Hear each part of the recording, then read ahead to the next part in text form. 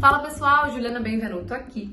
E no vídeo de hoje eu tô trazendo a Cris da Astrid, não para falar de updates, porque não tem nenhum relevante por enquanto, o projeto tá no Senado para aprovação, mas eu acho que é super válido a gente dar aquele passinho para trás e recapitular um pouco do projeto de lei das offshores, da história, e a Cris vai aproveitar para tirar as principais dúvidas que surgiram nos últimos vídeos que a gente postou. Então confere aí. Olá pessoal, estou aqui hoje para falar um pouquinho mais para vocês sobre o projeto de lei das offshores e também recapitular um pouquinho da história para quem vem acompanhando isso desde o comecinho do ano.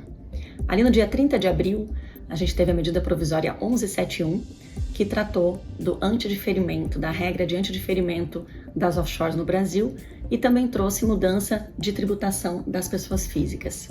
Naquele momento, se falava numa tributação escalonada de 0, 15 e 22,5% sobre os rendimentos no exterior, tanto de pessoa física quanto aqueles que estivessem dentro de uma empresa controlada no exterior, fosse paraíso fiscal ou não, as famosas offshores.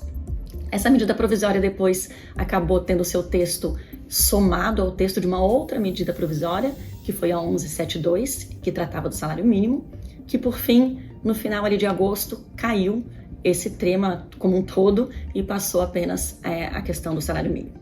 Na sequência, conforme a promessa do governo, veio o projeto de lei, que é esse projeto 4173, que está se discutindo desde o final de agosto, desde o dia 29 de agosto.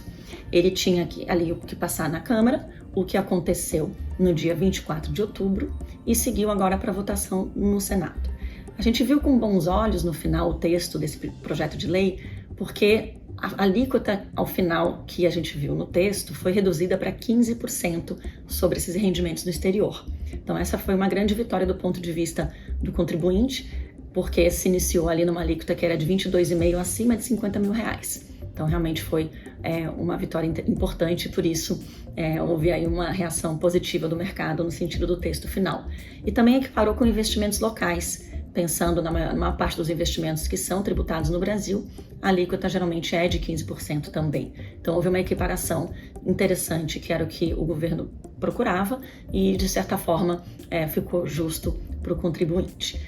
Além disso, é importante lembrar que também para quem tem na pessoa física esses investimentos, tem uma série de benefícios que o projeto de lei, até a medida provisória na época, também já trazia. O primeiro deles é não ter que fazer um pagamento mensal de imposto quando você recebe algum rendimento na sua conta no exterior. Então isso acontecia, você recebendo nesse mês, no mês seguinte, até o último dia do mês já tinha que emitir um DARF e pagar. E as alíquotas também melhoraram, porque você poderia ter 15% no caso de juros ou ganhos de capital, isso acaba ficando a mesma coisa agora no projeto de lei, mas em se tratando de dividendos de alguma ação não americana, onde não há retenção de imposto na fonte, ou de algum outro país onde realmente não haja a retenção de imposto na fonte ou a possibilidade de compensar esse imposto, esses dividendos eram tributados no Brasil, são, até hoje em 2023, a 27,5%. Então acaba que tem aí uma redução de alíquota para 15% no caso de dividendos. Em termos de desvantagens, apesar de não ter sido revogado a isenção do ganho de capital de 35 mil dólares como um todo, 35 mil reais como um todo, acabou que a lei que tributará a renda no exterior muda completamente e deixa de existir a possibilidade dessa isenção que se aplica a bens de pequeno valor. Então, essa é uma notícia para o investidor pessoa física, que antes poderia liquidar ativos no exterior em até 35 mil reais, sem ter que pagar imposto sobre ganho de capital no Brasil. Por outro lado, o projeto de lei trouxe uma outra vantagem, que é a compensação de lucros e prejuízos, inclusive na pessoa física. Isso não era possível quando você tinha investimentos no exterior. Então, do ponto de vista de conta de pessoa física, a gente tem algumas vantagens. Redução de alíquota de imposto em dividendos que não eram tributados no outro país, ou eram tributados a uma alíquota menor do que 27,5%, porque a alíquota é de 27,5% sobre dividendos. A possibilidade agora de não pagar mais, a realidade, de não pagar mais o imposto mensalmente e sim incluir essa renda na declaração do imposto de renda no ano seguinte. e fazer o pagamento naquele momento. Então facilita bastante também o processo nesse sentido, e a possibilidade de compensar perdas e ganhos de qualquer natureza. Então agora basicamente todos os rendimentos vão entrar numa cestinha só e as perdas também. Isso acabou trazendo, via de regra, mais vantagens para a pessoa física do que desvantagens. Do ponto de vista de offshore, o que muda é que o diferimento, né, hoje quando você investe numa empresa no exterior que você controla, o imposto ainda não precisa ser pago no Brasil se ele é reinvestido dentro da própria empresa. Isso agora muda. Agora você teria que tributar anualmente também os ganhos dentro daquela empresa.